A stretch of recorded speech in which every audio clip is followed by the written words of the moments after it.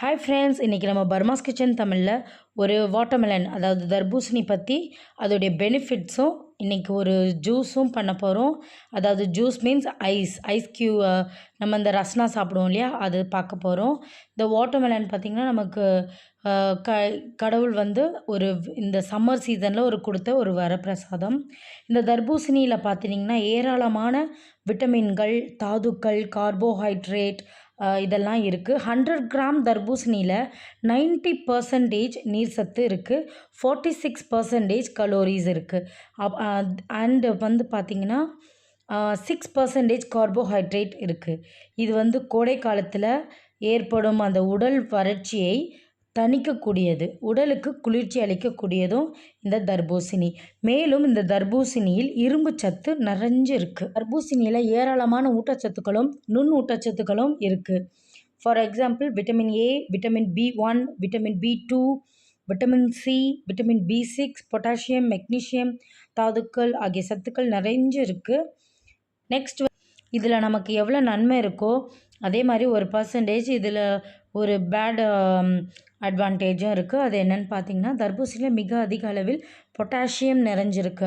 So இந்த potassium பற்றாக்குறை என்ன பண்ணுதுன்னு பார்த்திங்கன்னா, பிளட் ப்ரெஷர், உயர் இரத்த அழுத்தத்திற்கு ஒரு காரணமாக இருக்கிறது.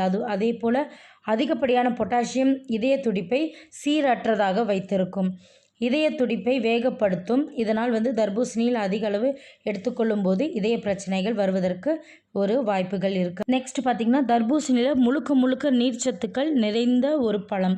ஸோ இதில் 90% தண்ணீர் சத்து மட்டும் இருக்குது. ஸோ அதனால் ஏற்கனவே உடல் நீர்ச்சத்துக்கள் அதிகம் உள்ளவர்கள் தர்பூசணியை அதிகமாக சாப்பிடக்கூடாது. அப்படி அதிகமாக எடுத்துக்கொண்டால் உடல் அசீத சோர்வடையும், கை கால் உடல் பிரச்சனை அந்த மாதிரி வரும். நெக்ஸ்ட்டு பார்த்திங்கன்னா, ஆல்கஹால் அதிகம் எடுத்துக்கிறாங்க பார்த்திங்களா, அந்த மாதிரி பர்சன் தர்பூசணியை எடுத்துக்கொள்ளக்கூடாது. குறிப்பாக மது அருந்தும் நாட்களில் தர்பூசணி எடுத்துக்கொள்வதை தவிர்ப்பது நல்லது. அப்படி அதிகம் எடுத்துக்கொண்டால் அது கல்லீரல் வீக்கம் மற்றும் கல்லீரல் கொழுப்பு பிரச்சனையை தோற்றுவிக்கும். நெகட்டிவாக இருக்குன்றதுக்காக நம்ம அதெல்லாம் எடுத்துக்காமல் இருக்கக்கூடாது.